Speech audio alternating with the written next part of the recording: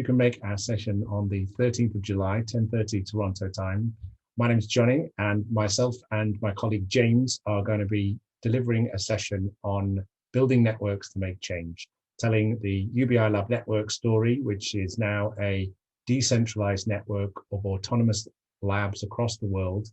There's 40 different groups of people that have come together to campaign, to test and look at the impact that a universal basic income can have on different groups, on different communities, and different people of different lived experiences. And we're going to be telling a bit of the history of the UBI Lab network, explaining a bit about what basic income is, sharing with you some of our successes and some of our failures, and having a general conversation about why we have chosen to invest in this project over the last 4 or 5 years, because we think it's a catalyst that enables so many other people working in all sorts of areas of social justice, civic society, have the means and the ability to engage with tackling the challenges that we all need to come together and solve collectively. So join us for an hour or so, where there'll be lots of opportunities to ask questions and have a conversation about the network that we've grown, about basic income, and how you can learn and apply that understanding and our experiences to all sorts of projects that you might be working on too. Look forward to seeing you there.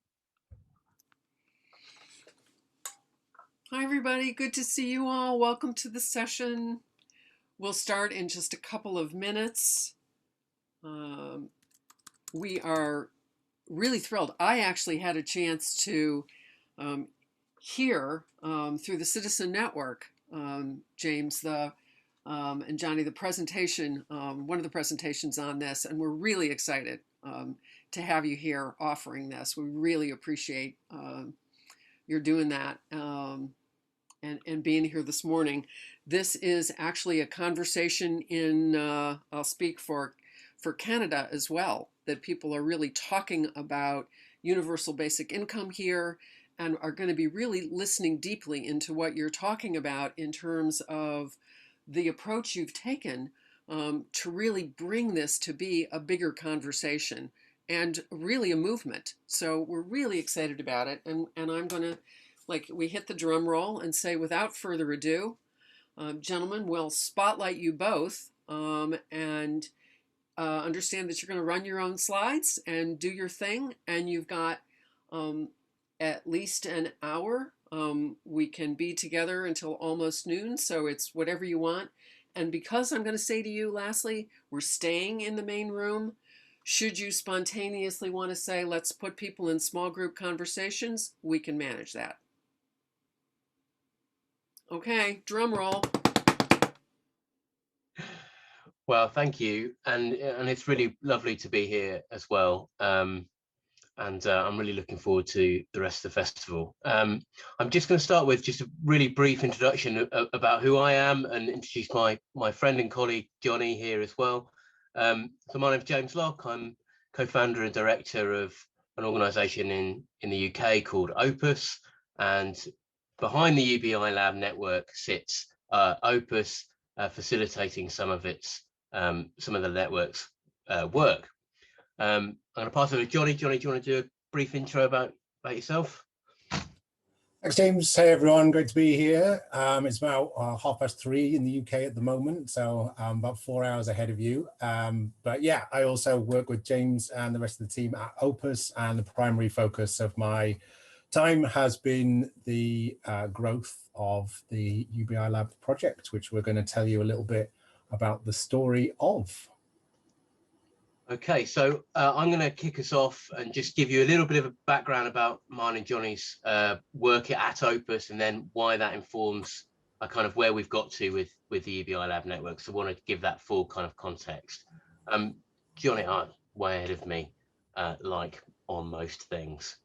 So we're going to be talking probably for about 10-15 minutes or so, and then we just wanted to open up for discussion. We want to find out where your interests are in UBI. We want to find out how we can offer any learning or any advice from our own experiences, and ultimately how we can kind of contribute to bringing this idea further into the mainstream and further into the minds of policymakers and citizens. So this is Opus. This is us. We're I guess you describe us as a kind of think and do tank, which means that we don't just think about stuff, but we also do stuff as well. And what we're really interested in is how we get underneath some of the systemic issues that affect the human species, really, I suppose, but broadly speaking, that could improve our economic systems, our political systems, our response to climate change, our response to structural inequalities. And we do that really cross-sector as well. So it's not just in activism circles, but also in public sector work, also in voluntary and community sector work. You can see here a few pictures of us. This is the Opus team, all working on lots of different projects under the umbrella of Opus, and we all pay each other the same hourly rate. Sorry, Johnny, I'm dotting around a bit. We pay each other the same hourly rate. We have a very flat structure, a non-hierarchical structure, and we've been running as an organization for around 12 years now, incorporated in 2008. So I describe us as a kind of middle out networked organization, and I think when we think about supporting activities around systemic change, we should really be looking for organizations that are very well networked, but networked down to communities, but also networked up through to larger organizations. And we work across international, national, and really localized scales. And that's, I think, what makes us kind of a slightly unique organization. So some illustration of some of the different groups that we work with at Opus. Broadly, when we're thinking about our project work, we try and look at these 7 areas, and we use these 7 areas as a kind of lens for evaluating whether work is worth doing, really. So we say, is a project around democratic reform, is a project around dismantling structural inequalities, is a project around new narratives or the need to tell stories of hope around system change, is a project around climate action or redistribution or new structures of governance that put citizens and people in a position of ownership and agency. So these are the sorts of things that we talk a lot about at Opus, and what we find actually is that many of our projects go across these different areas. And so when we think about universal basic income, we might say, well, yes, it supports democratic reform, it equips us with the space, the freedom from financial insecurity to be more active in our communities. Yes, it tells a story of change and hope. Yes, it goes some way to dismantling structural inequalities. And yes, of course, it's redistributory as well.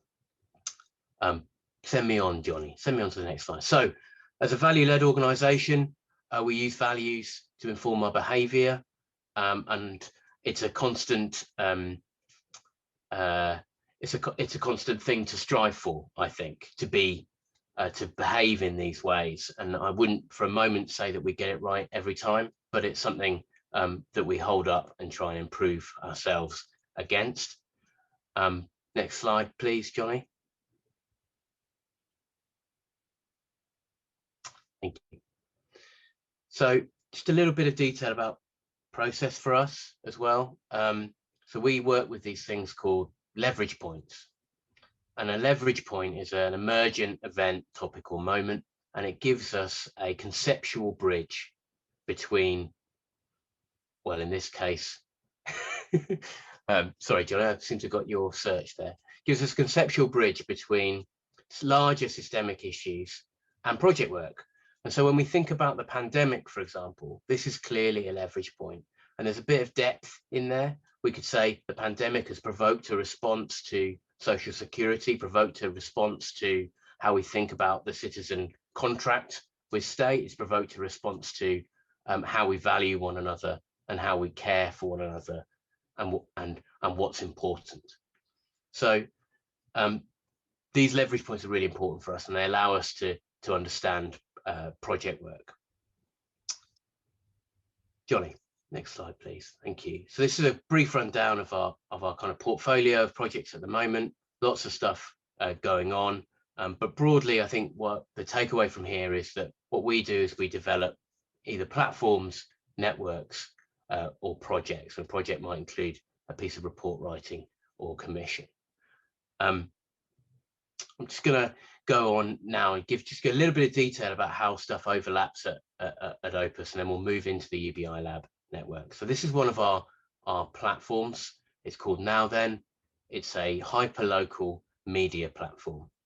And what I mean by that is that it speaks specifically to a community of people in Sheffield. We're reaching probably around 40,000 people a month, and it's citizen-led. So it gives people the opportunity to write about solutions that they're interested in their lives, and spread the wealth of knowledge, I suppose, amongst the community here in Sheffield. And it also acts as a mechanism for amplifying alternative culture, alternative to the mainstream culture, and also holding power to account.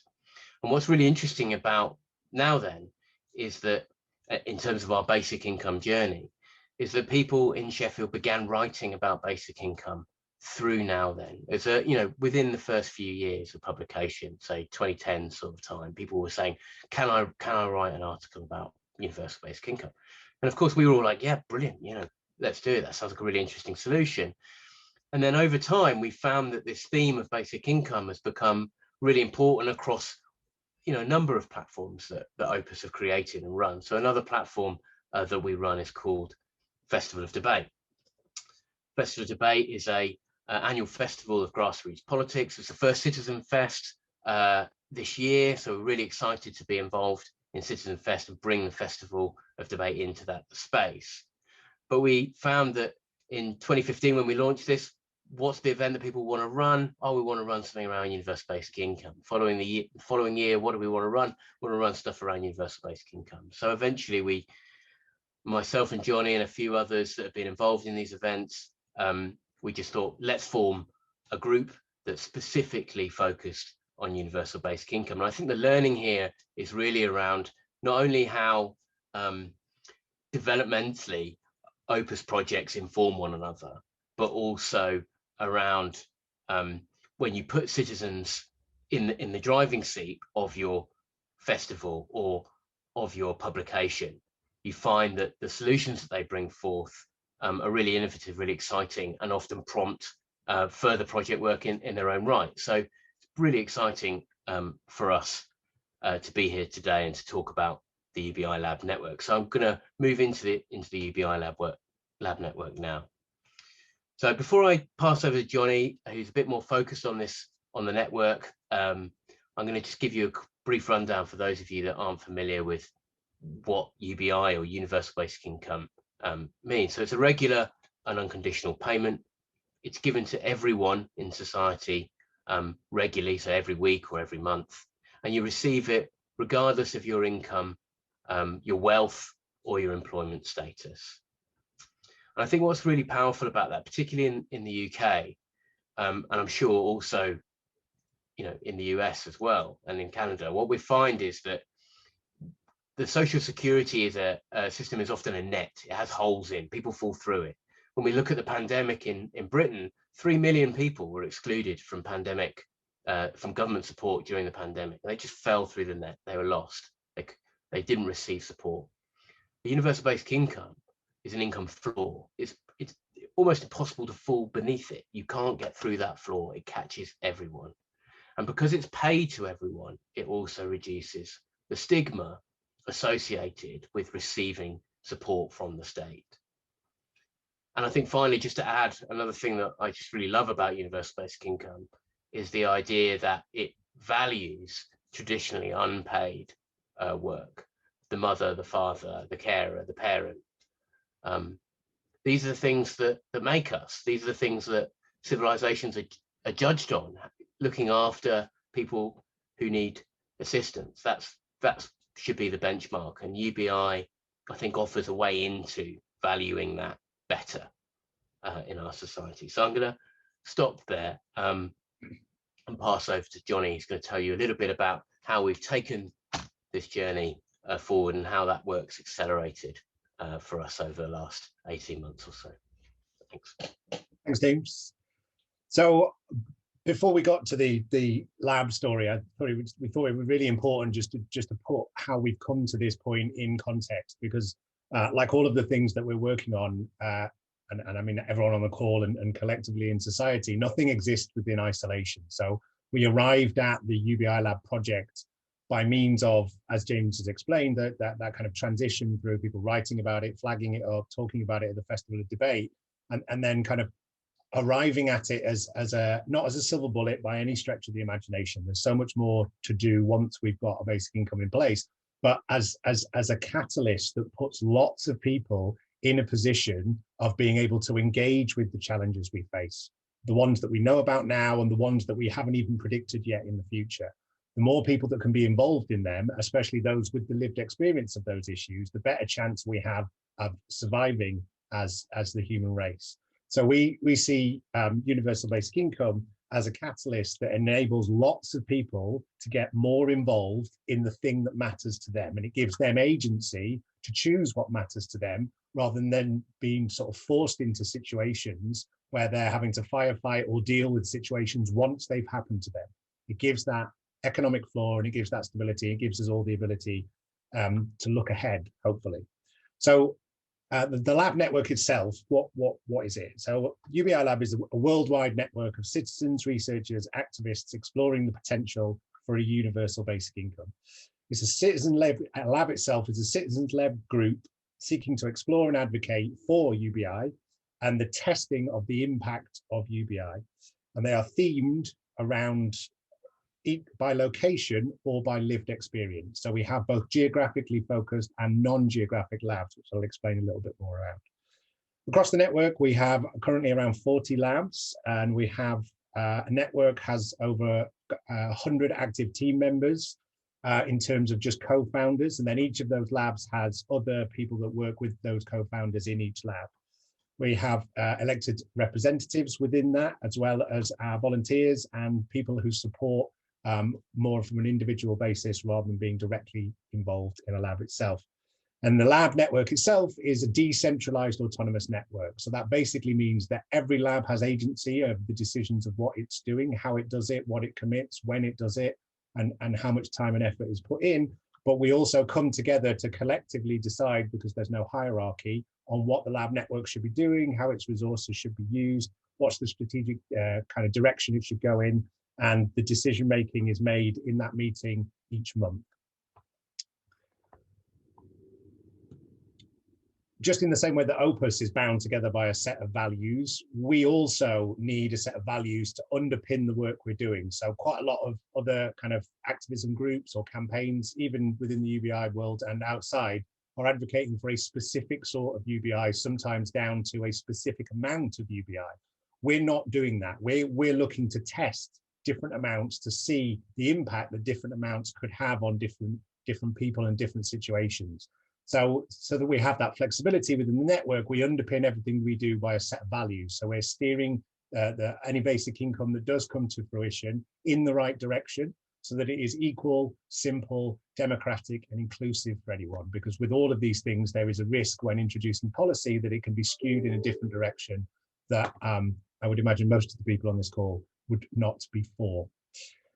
One of the things that ties us together is the branding of the lab network. So when we first started this out, we purposely built the branding around two ideas. One is the name, so it's advocating for testing, which de-risks it politically and allows people to agree that it should be tested rather than having to go all the way for positive advocating for it. And also that the logo itself was very adaptable. So the main logo set is obviously the name UBI Lab, and then the naming convention was already underneath. And we started in Sheffield, and we started out with no great grand plans. We just started out with the intention of doing something in Sheffield and capturing what we were doing so that other people could perhaps learn from that experience, copy the bits that worked well for us, and ignore the mistakes that we'd made without having to make them themselves. And slowly over time, that started to grow. Hopefully what that means for anybody joining the lab network is that they get an identity of their own, which they can customize however they want, that's representative of their lived experience or where they are, but it also is representative of the fact that they're part of something bigger. So when they go knocking on a door or asking for something, they're carrying with them hopefully enough weight to get a response and an answer in the way that sometimes an individual or a small group of people in isolation might not. We started off in the first couple of years, and we made our way all the way up to about 7 labs, 5 in the UK and 2 internationally, 1 in Jakarta, Indonesia, and 1 in Bucharest, Romania. And then as the pandemic started to come to fruition, which hit the UK significantly from about March 2020, we started to grow more rapidly. Initially, those were conversations with people that we were already talking to, but that was the catalyst for them starting up. And then as the awareness grew and people started to look at, well, what are the alternatives to what's going on right now? How can we start to look at ways that we can help and support people? That started to grow more rapidly. And over the last 18 to 20 months, we've actually more than quintupled in size to founding 43 labs. They've a couple of them have stopped and started as the pandemic has affected different people in different places in different ways. But we're currently around 40 active labs. Some are kind of wound down for the moment while people deal with their lives in the pandemic. And what we collectively try and come together to do is take actions that find those leverage points that James was talking about and find the paths of least resistance. So how can we apply pressure to the system? And then just in the same way we started the first initial Sheffield lab, once someone's done that, they try and turn that into a resource that other people can take and use to apply where they are. And each time we do that, hopefully not only do we create more resources, but we create a collective experience and knowledge base, and also a peer-to-peer support network as each lab or individual grows in their experience. So as the network grows, not only do the number of people taking actions grow, but we also have the ability to support more people taking those actions. So this is a couple of examples of some of the things we've done here in the UK. So we've got local councils that are representative of different areas to pass motions calling on central government to test basic income where they are. Once we've done that a few times, we're able to help lots more people do it. We're able to adapt it for different party and political leanings so that we could come up with arguments or persuasive elements that would get makeups of different councils representative of different political groups to pass the motions. And we've managed to do that 32 times now. So we've directly delivered or helped and supported groups of people across the country doing that. We've also got something called an early day motion, which is another level of elected representation in the UK where MPs sign up to be supportive of testing a basic income. And whenever we're taking an action, we're always looking to get media coverage around that. It's great when we get national coverage and international coverage, but we've actually found that a lot of the time it's the media coverage locally that's what's really engaging with people. So they might see an acronym from afar or something discussed in the news or on the television or on the internet, and it's actually when they see the name of their place where it's happened near them that they really sort of stand up and pay attention and take notice to it. We also collaborate with lots of other groups within the network and outside of basic income campaigning. And we've run a really interesting sort of collaborative project with Organised and Basic Income Conversation, where the DWP, the Department for Work and Pensions, so one of the ministries in the UK, were calling for evidence on a research project about the future of work. And Organised and Basic Income Conversation managed to get over 20,000 responses from a survey, which is absolutely amazing statistically on the numbers, but it's hard to know what they were actually saying rather than just turning that into pie charts and percentages. So we collaborated with them and we created a map that means that every single dot on that map, of which there is 17,500, you can zoom in to the street level, click on the dot that's geographically located, but made anonymous, so you can't do it exactly to the house number in the street, and you can read about what people would do with a basic income. So again, it's putting the people story behind the statistics and the evidence gathering. It's always taking it back down to the grassroots, which the network is all about. We've also done a series of campaigns around, again, different electoral races. We've had a mayoral race, a local councillor race, and both of the devolved administrations in Wales and Scotland at the MS and the MSP level, where we got people that were standing for election to pledge their support for testing basic income if they got into power. And that resulted again in just getting lots of coverage And it allowed people to take action where they were because they could call on their representatives that were locally representative of them, and find ways to take action. We also do the kind of traditional thing that you would expect from a think tank, as well as the doing, which is releasing policy papers. But again, we try to do that in a way that they're multi-layered. So yes, there is a policy paper. Yes, it is 40-odd pages long. Yes, it is got really rigorous economic and academic research in it. But then we find different levels of one-page summaries and different ways of engaging bits of content and easy read versions that allow us to get to people that wouldn't necessarily read an academic paper, of which there is actually very few.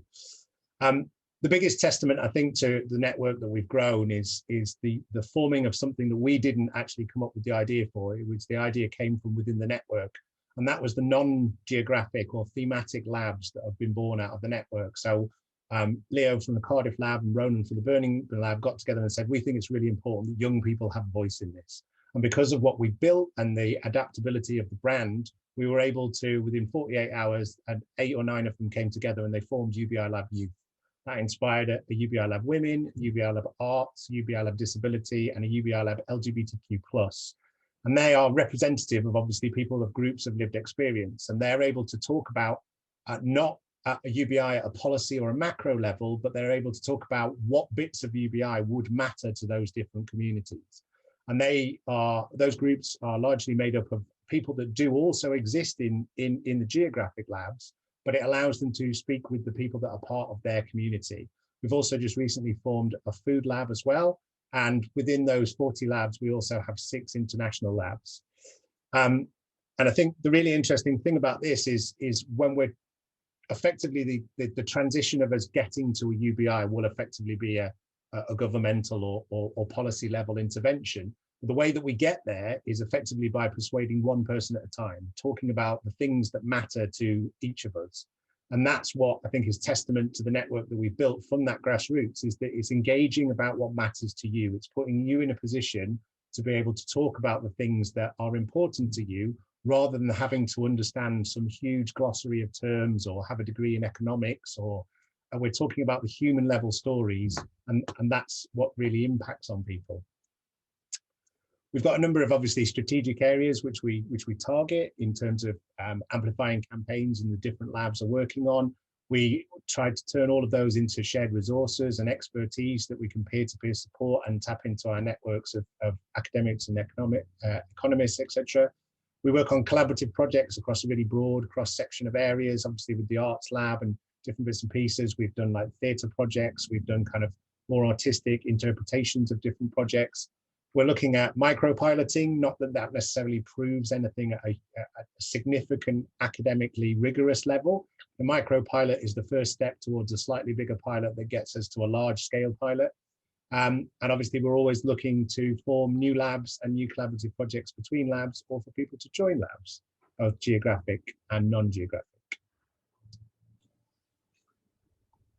Thanks, Johnny. Absolutely amazing. Always to hear that fed back. I think we just wanted to end really with a little bit of a vision and a challenge in this group, and quite rightly couched in the experience of the pandemic, an experience that hasn't been the same for everyone, but nevertheless something that everyone has experienced.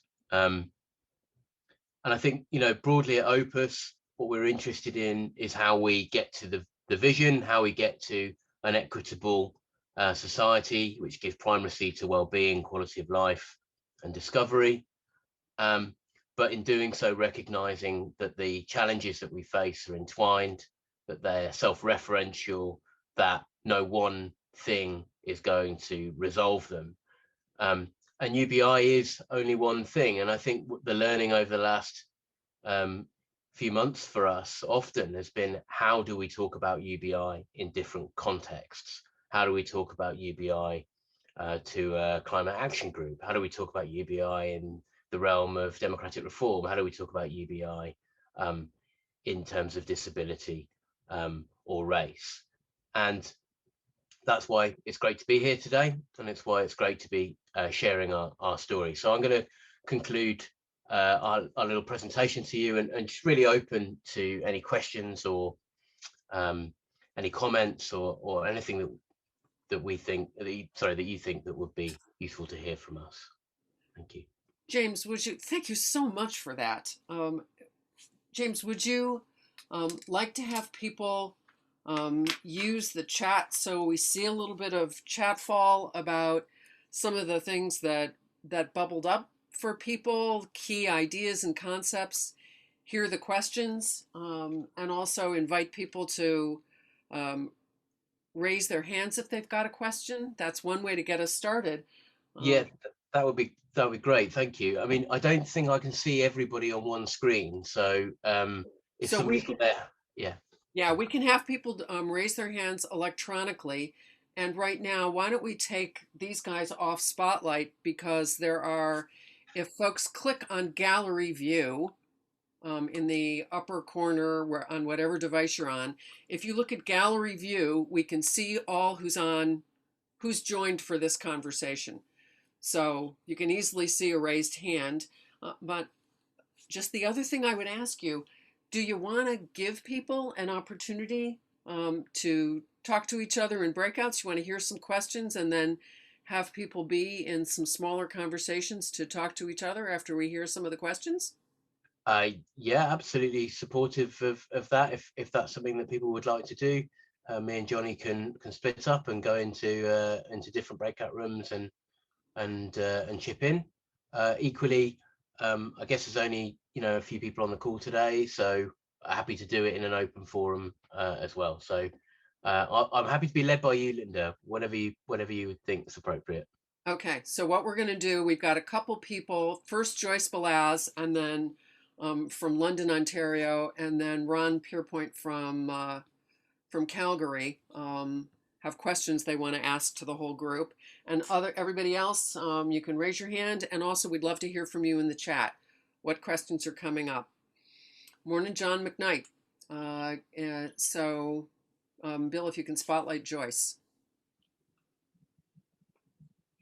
So I guess my question is, when you talk about doing pilots, how do you get the funding to do the projects in terms of universal basic income? I think the question, really the first question is, what size pilot do you want to do? I mean, all pilots are going to be expensive. You're probably going to want to do a pilot over a minimum of 2 years, I would say. Some of the pilots around the world have only included a handful of people, and they've been really, really targeted on a specific lived experience, like being a carer or something like that. And the difference between sort of those very micro pilots and then the larger pilots that might feature 2,000 people or something like that is that the larger pilots, of course, have a kind of generalizable scientific basis, whereas the micro pilots, their function primarily is around generating just really good stories, really good experiences of receiving a UBI. And we need both. We absolutely need both. There's been some really interesting models in Germany where people have like crowdsourced basic incomes for a random selection of people. There's been pilots that have been sponsored by the state or by mayors in the US in particular. But the smaller you go, I guess, the more people can afford it. If you go small, then really, really small, then potentially, a small local government outfit could afford it. Whereas if you want to go slightly bigger, you're going to need a larger state funder or a wealthy philanthropist. I think for me, I would always start that question by saying, well, what am I interested in? What am I interested in testing? What do I want to learn in terms of the effects of basic income? And that would inform then how many people I would need to test that with, what will my sample size be, what sort of level of academic rigor would be required, that sort of stuff. But yeah, I mean, your large scale, 2,000 people over sort of 2 years, you're probably talking about £20 million a year potentially. And your small scale micro stuff, I mean, a basic income is anywhere between anywhere between sort of £80 to £150 a week. So what's that in dollars? A bit more. So So depending on how many times you know, doing that 12 times a year gives you a kind of rough sense of what it would be to put somebody on a UBI, just one person on a UBI a year. Is that answered your question, Joyce?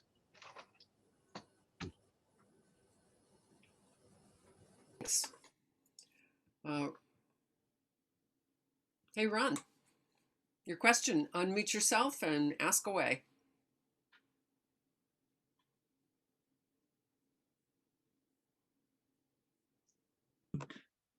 There.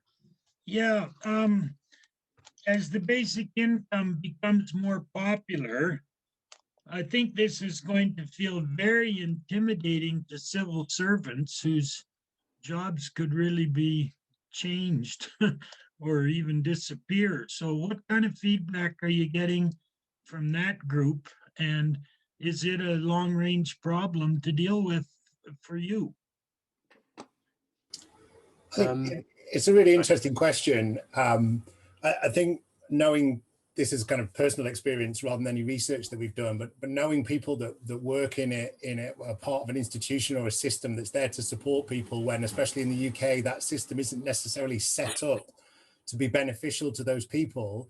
A few of the people that I've spoken to say they actually find it really hard to support people through the benefit system in the UK because it is just so terrible for people, and they end up finding themselves becoming almost quite inert and changed because of it, where they have to desensitize themselves because they're just constantly firefighting and dealing with problems all the time where they can't actually help. They just have to force through people through a system that kind of isn't appropriate for. And I've got other friends who work as kind of nurses and doctors, and they tell a similar story, is almost that becoming, they're not apathetic, but they have to almost put up a shield of armor or desensitize themselves to the kind of constant sort of state of trauma they're dealing with. So I think from the people I've spoken to, they'd be really interested in being able to sit on the other side of a table or at the other end of a phone and be able to help and support people.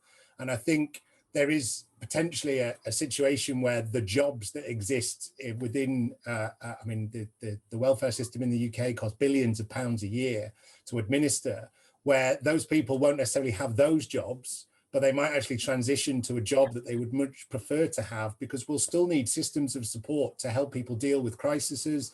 We'll still need systems of support that help as hopefully the culture shifts over time to support people through kind of entrepreneurial and enterprising activities and more community-focused initiatives where we're building a more kind of coherent society that's knitted together. And I think a lot of those civil servants would be very well placed to sit nicely into that situation where they wouldn't have to administer the bad stuff. They can actually help and support people and feel a lot more fulfilled and rewarded because of that.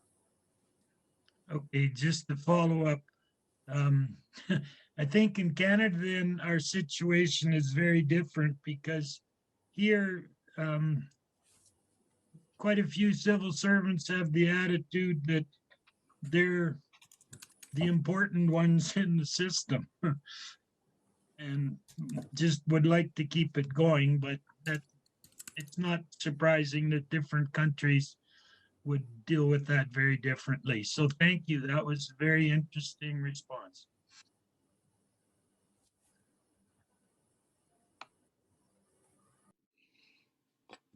Thank you.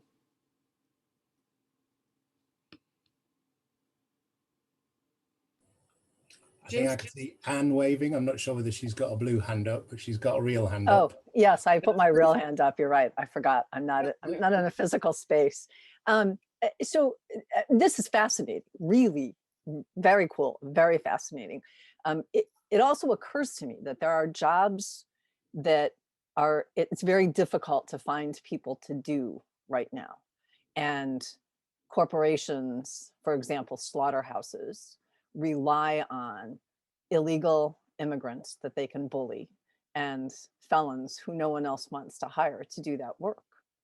And if people had universal basic income, there potentially would not be people who would be willing to do that work, which would have a huge and, in my opinion, delightful impact on what it is we do and how we do it. And I wonder if you guys have thought about that, and if there are other kind of categories of jobs that are really difficult to find people to do, and what impact this might have on that. I don't know, it's a beginning thought. Anyway, this is all fascinating. Thank you. Yeah, I mean, that's a great question. Me and Johnny have talked about this a lot over the years, and something we're both really excited about. And so I can say a bit, Johnny. I'm sure you want to jump in as well, but I think attached to this notion of kind of rubbish jobs that nobody wants to work is also this notion of increasing automation.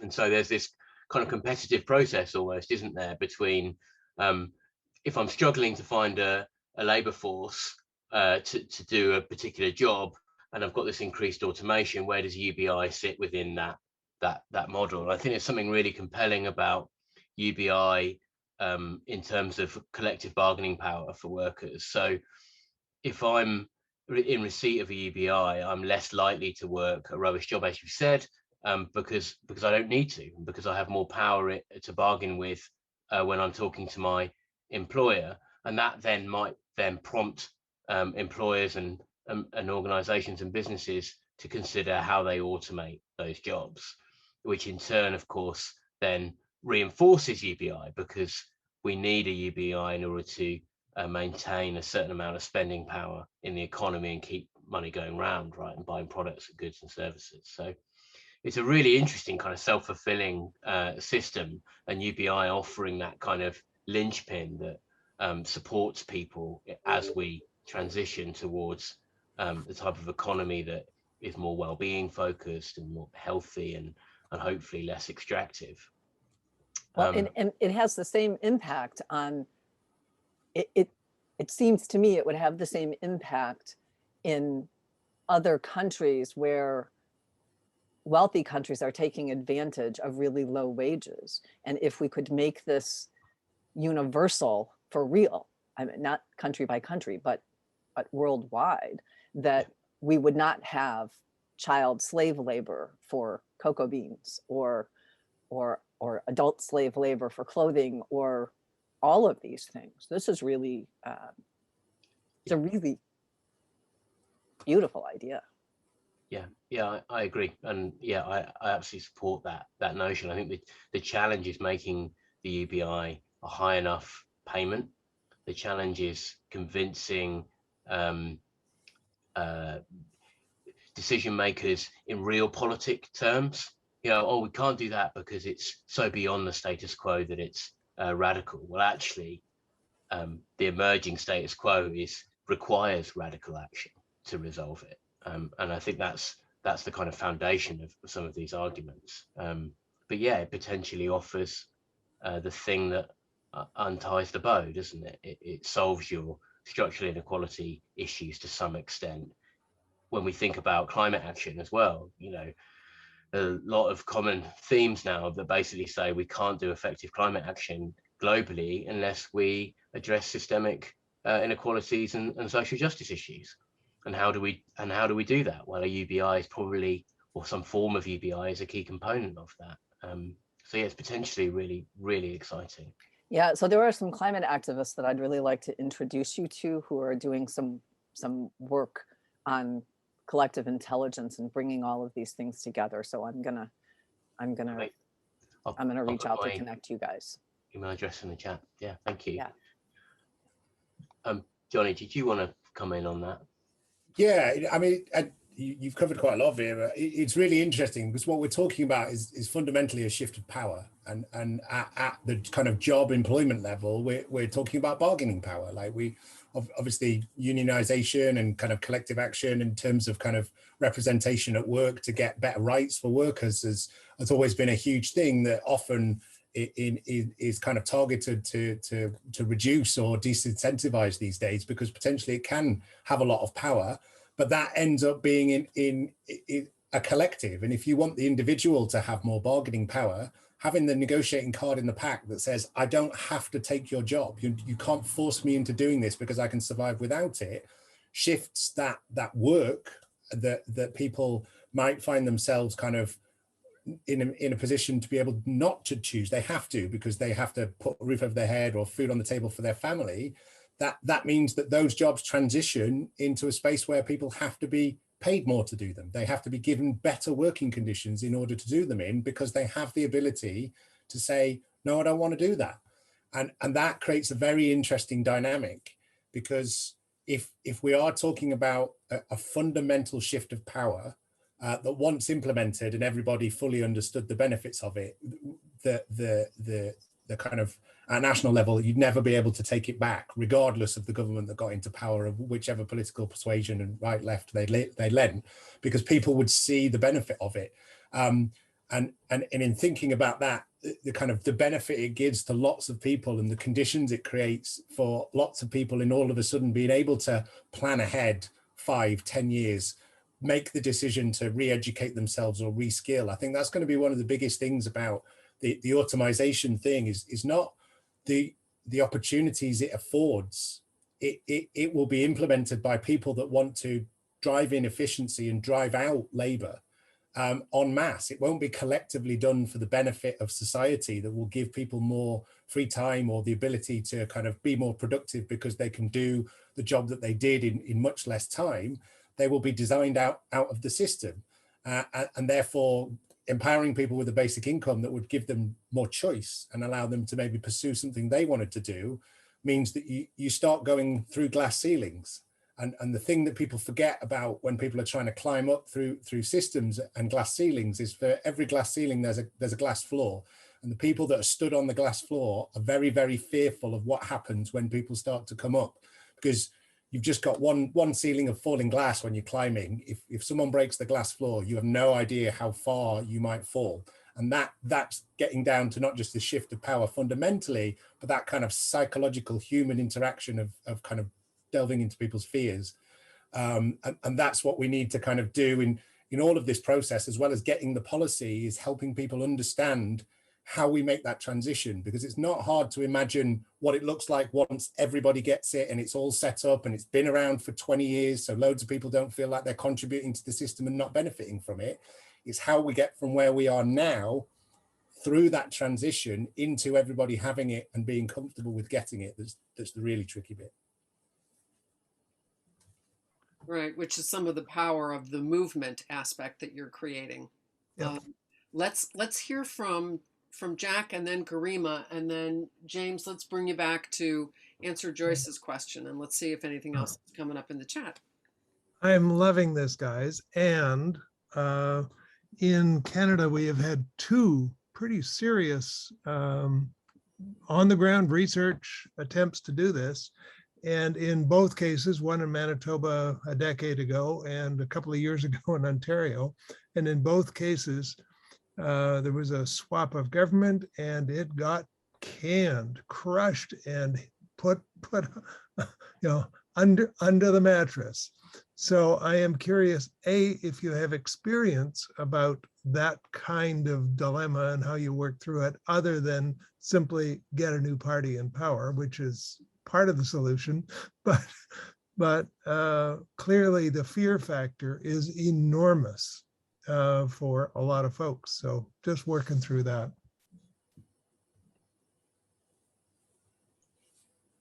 Yeah, I mean, Jack, that's pretty much the problem with the transition issue, isn't it?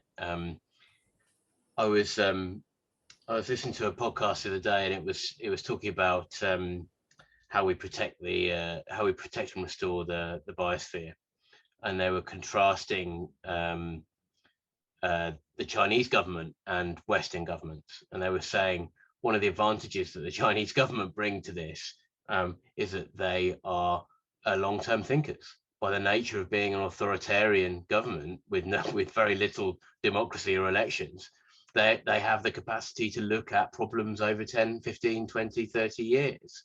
Whereas when we're looking at westernized democracies who are changing shape and size and color every 4 years, and they've got 18 months of actual policy work in that period, so you're absolutely right. That is the challenge, and the challenge is to move past the pilot stage, isn't it? However,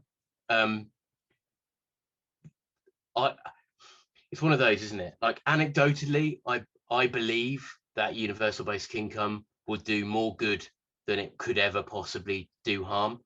But as a rational human, I suppose, I recognize the need to test and pilot, to experiment, and to just truly understand with a bit more depth what its impact might be. You know, referring to Joyce's question, how does support for those experiencing disability or chronic illness relate to UBI, or those who live in areas of the country that have particularly expensive housing markets? You know, we need to understand these things, and so testing and piloting is absolutely critical. I think where we can do more is we can join up the knowledge more. You know, you've spoken about 2 pilots in Canada. There's obviously the one in Finland recently. There's pilots happening all over the world. There's also these kind of minimum income guarantee things going on, particularly in Spain and also in the US. We need to collectivize this knowledge, and we need to know where the gaps are, where a pilot does need to be done because of the population and the demographics being so notably different, or because the question that's being tested hasn't yet been answered. So I think there's some work in that speeds up that convincing of policymakers, that speeds up that doubt. But fundamentally, when we look at change, and we look at systems change, because universal basic income isn't just about economic security, it's one of those unraveling policy propositions that really affects the wider citizen state social contract. It affects how we value each other, affects what we value. These things need to be driven from the bottom up. Otherwise, they will not be done in the interests of citizens. They will be done in the interests of policymakers. And so when we think about where change comes from, we know that it comes from localities, it comes from communities. I often think actually that's where power can be grabbed, in localities, in communities. And that power might start small. It might start with, you know, licensing issues or parties, or, you know, something very small that's grabbable. And you know, we're seeing this a lot at the moment. It's why things like universal basic income are so intrinsically tied to other forms of activism, so intrinsically tied to improved forms of participatory or deliberative democracy. And it's what makes the transition to a new system so horribly complicated. I mean, ultimately, we've just got to, I think, make sure that people know what it is. You know, we're still at that stage. You know, a recent survey in the UK showed that only 18% of the population knew what UBI was. You know, so that the bar is low, which is great in a way. It means that the things that we can do are much more immediate, much more obvious. Simply awareness raising is a viable and important action. Having conversations about universal basic income is a viable and important action. Generating local government motions in support of the idea is a viable motion, a viable action, sorry. I don't feel like I'm answering your question, Jack, in the depth that it warrants, but the honest answer is I don't know, and that we're throwing mud at the wall, I guess, as a movement, and we're trying to find the answers by listening. He says as he talks decadently for 2 minutes. I'll stop there on that note of irony. I think it's a really interesting question, because like James says, the reality is we don't know, and we need to be honest about that. And no one will know, and we'll never actually know what persuades one person, because it isn't one killer argument or advertising campaign or action that does it. It's all the little different things done by lots of people that collectively shift the Overton window over time. Like, people have to, especially when it comes to a new idea or something different, they have to get familiar with it before they're comfortable. And there's a curve that I often refer to that you may well have heard of, that's called the law of diffusion of innovation, which is how a new idea spreads through a population. And you have your kind of innovators at one end of the bell curve, and they're the people that you kind of see on news articles that have flown halfway around the world to be the first person through the Apple Store door to buy the new iPhone. because they have to have it first. And then there's a set of early adopters after that, and then there's the early majority and the late majority. And then you get all the way down to the other end of the bell curve, which is your laggards that will potentially never be convinced by it. They're the kind of people that only stopped having a rotary phone where you have to dial it round because they just couldn't buy one anymore. They didn't want to change. They never will want to change. And you can't actually target those people or persuade those people until all the other people on the bell curve have been persuaded in the first place. So it's really within that kind of finding the politicians or the policymakers that are at the higher end of that bell curve. And we have no idea what will persuade them. We just need to keep trying different things. And based on the feedback, it might not be the first time they hear it, or the 5th time they hear it, or the 10th time they hear it that convinces them, but that all of those interventions and those actions have got them familiar with it. And they've got other people around them familiar with it. So depending on how open to new ideas they are, they might need other people within their party or where they work or where they sort of exert their power to be convinced by it first. There's very few kind of innovative cutting edge leaders. A lot of people are usually playing politics regardless of whether they are in politics or in other roles of leadership or decision-making capacity. And when you delve down into kind of change making and how you instigate that, it's rarely the first time that something is tried that it works. I mean, there's the classic sort of Rosa Parks story in terms of the civil rights movements of the resistance on the was it the Montgomery bus service?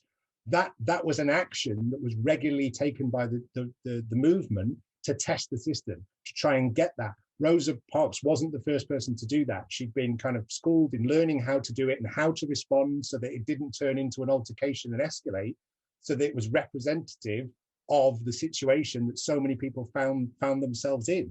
But that wasn't the first time they tried it. They tried it lots of times before. It's just that was a tipping point that turned into a catalyst that's now recognized as a tipping point for the whole of the civil rights movement and change.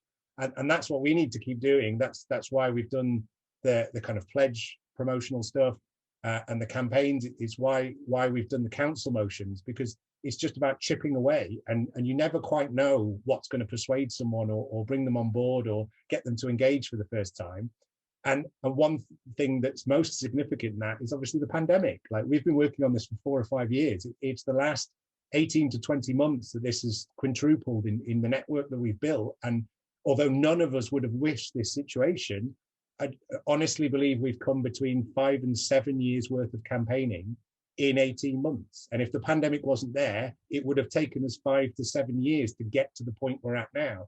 And those different external pressures in the way that the landscape might change is why it's so important to have that value set and work together so that we are agile and adaptable, and we can see things from lots of different perspectives, and we can be properly representative of the reality of what's going on and people's lived experience within that.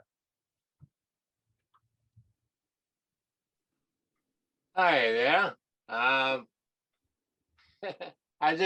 I've been listening, and I was just wondering, like, do y'all have any advocates that are out there speaking about the problems that y'all see or that's been happening over there? Yeah.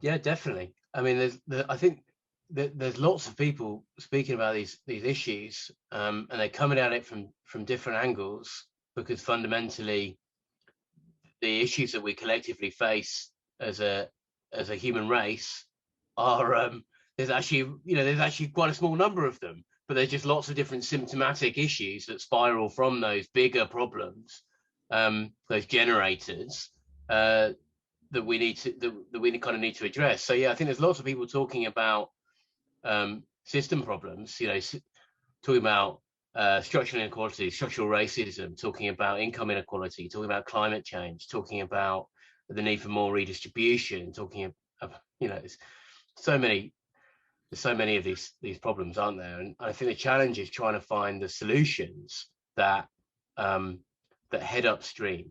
So there's this kind of like parable that a friend of mine told me a long time ago, which I really like, which is this idea of friends walking down by the river, and they're walking down the river and they're singing and dancing, whatever, having a great time. And they look in the river and they find this baby drowning. Like, oh crap, blimey! And they jump into the river, find this baby, pull it out, save the baby, fantastic. And then they turn around as they're about to get out of the river, and oh my God, there's another baby drowning. They jump back in, and all of a sudden they just spend all of their time just trying to save babies in the river until one friend gets out of the river. They walk upstream. They say, "Where are you going? Come and help us. There's loads of these babies in the river." And she turns around and says, "I'm going to find out who's putting babies in the river." Do you know what I mean? That's what we need to do. We need to head upstream. We need to solve the problem at its root. And that's the conversation I think that we all need to be having. You know, universal basic income is one response to that root problem. It's not the only one. And it's not a silver bullet, as Johnny said right at the beginning of this conversation. It doesn't solve all of our problems. It contributes to putting us into creating the conditions where we might be able to solve all of our problems. So that's where I kind of put it, I guess. And I think there are lots of people talking about this now. Lots of people are advocating this position that actually there's something fundamentally wrong with the way that we've organized as a society, that as stewards of power, I suppose, humans have not done a great job. And we can improve. And we kind of have to. Otherwise it's going to get, you know, worse quicker. But, you know, having these conversations is part of that process, isn't it? Which is really exciting and you know, really great to be here doing it, I suppose. Yeah, again, a really good question, and we're always looking for more advocates. I think we're particularly skilled at getting political advocates, and the way we do that is by bringing different groups of people together. So we've got something called a CPPLG in the UK, but that's basically elected representatives from across all 4 nations of the UK. And we have a monthly meeting and we come together and we're effectively trying to resource them with the capacity and ability to talk about basic income in lots of different situations. Again, not because it's a silver bullet, but because people are scrabbling around for answers. And I think regardless of your political leaning or perspective on life, the one thing we can definitely all agree on is that we are not at the pinnacle of human existence right now. We can definitely do better.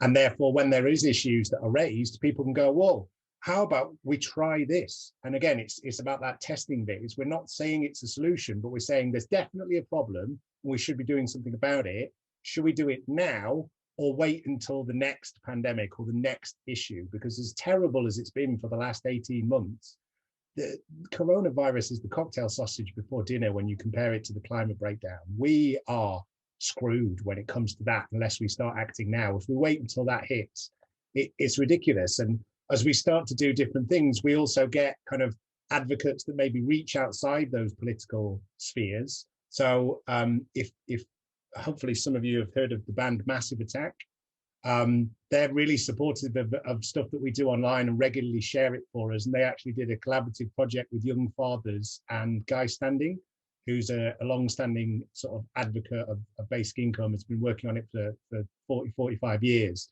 And they actually did a specific piece that they released last year, which I'll put a link in the chat to, that was a part of a whole album that they did about activism and making interventions.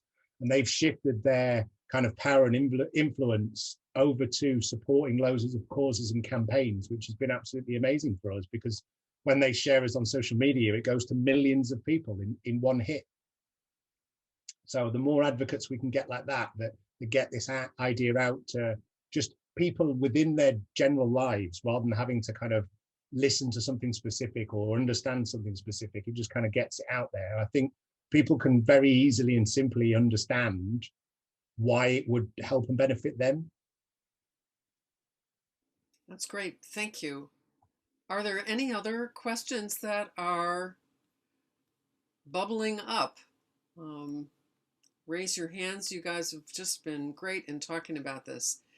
It just makes me keep thinking about thinking like a movement. I think we may be at the point where you guys, the two of you, have stretched our minds, and we're almost frozen with the content, because too often, particularly in issues around disability, even though we don't want to, we silo ourselves. And you're saying this is bigger than that. And I love your frankness that, yeah, we don't have the answers, but if we don't figure this out pretty soon, we are truly screwed. So we better get on with it. And we're going to throw a lot of mud at the wall. I love that. And some of us are going to have to wander upstream and see if we can figure out who's putting the babies in the river, because we know they're there. And that's a very poignant example in Canada right now, because we have just been reintroduced to the darkest part of our history, where perhaps 10,000 children were killed and buried without markers in residential schools, and maybe 20,000. Nobody knows. But there was another release just this morning for about another 150 discoveries. And this is just coming. So we know there's an upriver problem deeply. Coming to terms with it is pretty scary it's scary for all of us, and freezing to many people.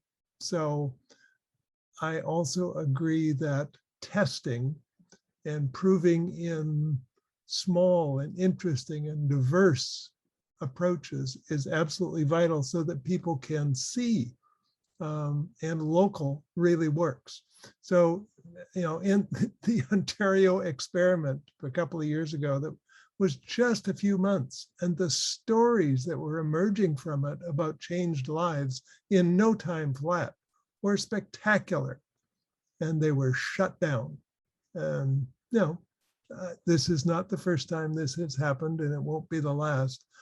But we, I think, collectively and individually want to use your resources, your network, to stretch ourselves, because there's a lot of work to do, and you've given great leadership and great possibilities to follow up on in new and interesting ways. So we really appreciate your making this time. Thank you. And I think we'll have lots of your links to follow up. And very happily, we have recorded this. And so we can continue to make it available, so that lots of people will, if they didn't get on today, because people are all over the map, but they'll be able to get on later. And James and Johnny have generously agreed that we will be able to receive and post the slides they've got. And we'll post the follow-up link. Did James and Johnny, do you, in the last word, were you able to kind of loop back to Joyce Balaz's question? I've reposted again in the... Yeah, of course. Yeah, no problem. The short answer is yes, we've given that some thought, and there's a specific UBI lab that's focused on disability, and that was a key priority for them. And there's this huge worry that kind of a right wing or a very libertarian approach to universal basic income could cut support where often it's most needed. Yep. And so we've developed this paper called UBI Plus, and it recognizes the additional needs that a universal basic income wouldn't resolve. And that's another reason why we wouldn't ever say that universal basic income is a silver bullet. Basically, the outcome of that paper is to say, for those experiencing long-term chronic illness and or disability, there needs to be this additional support mechanism, whether that's money and or other aspects of care that come from the state, to ensure that people have access to a good quality of life and the fulfilling possibilities that come with that. And that same logic applies to housing as well. particularly in capital cities where we see housing prices skyrocket and fundamentally make things unaffordable. But really, housing and disability are the main areas where you see that need for additional support at the moment. We haven't heard of additional on top of that other benefits that couldn't just be resolved through the provision of a universal basic income. Although if anybody has any ideas about those things, then we're absolutely welcome to hear them. Well, there's no question there would needs be additional support, but I think that a universal basic income would still be a tremendous contribution to the support of people with disabilities, because in fact, in Canada, and I suspect it's not far off in UK, about 80% of the personal support services for people are not provided by the state through institutional funding. It's done by families at home, typically by women, typically by aging parents, and they get nothing. So if you happen to be severely wealthy, you can take care of yourself and others, but most of us aren't, and most people aren't. So universal basic income would support families to do what they're already doing without quite as much stress, even if there wasn't a supplement. And there needs to be supplement. That's not a question.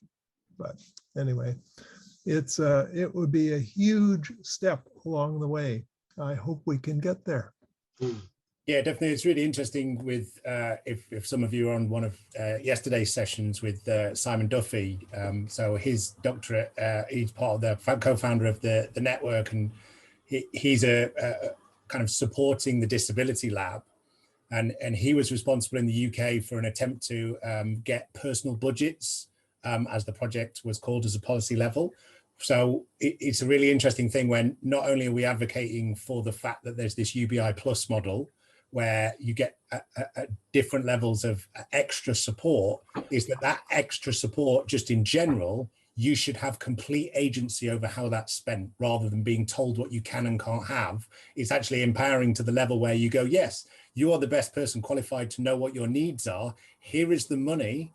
And on top of that, you can choose how you spend it to help you, because certain people need different things for different parts of their life, and they should be given that agency over that bit, as well as obviously the whole methodology of how hopefully this shifts perception and culture over time, is that people are not inherently untrustworthy. People are inherently good and trustworthy. And if you just handed over the cash, everybody would be fine.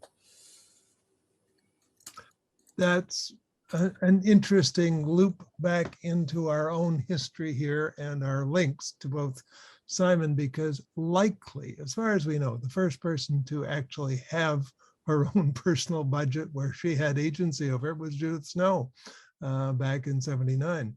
And that was a huge battle, and we had to fudge all kinds of things and cheat and manipulate, but she did get that. And we were told at the time to absolutely, they made an exception, so you can't tell anyone. So of course we called the press conference, but you have to do that kind of thing. And Simon, one of the influences that got him into this business was hearing about and hearing Judith. And ironically, Fionn yesterday in his chat from Ireland was telling us that he's the first person in Ireland to get his own personal funding just 6 years ago. So this is definitely part of the struggle, and it makes a huge difference.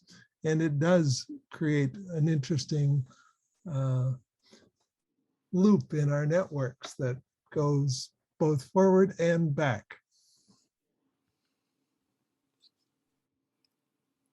Thanks so much again for really kind of stretching our thinking, and we really want to invite people to just let you know, James and Johnny, just offer some closing words, and then we'll bring this session to a close, and grateful for sharing all the links and the slides, and then at noon we'll we'll actually move into giving people the choice to come into the music garden and the book cafe for about a half an hour. And if we can get a little harvest of closing words, that would be great. Thanks so much. Sure. Thank you. I mean, yeah, I'll kick us off, Johnny, and jump in as you wish to. Closing words. I mean, just really grateful, I think, to be here, and really grateful to have been invited, and really grateful for the supportive session that Jack and Linda have run today. And yeah, so just to articulate that first, that gratefulness. Secondly, I think for me, I just love the phrase, carry hope in your fists. This can be won, but it can only be won if we're hopeful and if we're creative. And I know we all can be that. And hopefully, together, we can make a difference in this space and in others. So just, carry that, because it needs to be carried. And me and Johnny will do the same. And perhaps next year we can come back and keep in touch. So yeah, thank you. Thanks. Yeah, just to echo the appreciation for the invitation. It's been really great to be here and share this time with you as part of the whole conference. And yeah, absolutely. That I love that phrase. "Open your fists" is really important. We often forget that the world around us is kind of, it was made by us. It was made up by people no cleverer than us, with much less resources and access to the means to do things than us. So despite how kind of overwhelming and disparaging the world can seem sometimes, it's well within our power to change it. It's literally been created by us, and the only way we change it, because we'll never ever be able to predict how it changes, is to just work together, come together, and just keep chipping away. Because it'll definitely not play out how we think it will, but if we keep chipping away and we keep pushing, we will find a way. And the only way we can ensure that it doesn't end up being something that we don't want it to be is by engaging, despite how unhopeful and seemingly kind of futile that can seem at different points. You never know how it's going to change. You never know the thing that's going to change things. You never know what the dynamic's going to be. But by coming together and just keeping trying, we can absolutely keep steering the ship onto a different course and finding a way to make things better for everyone.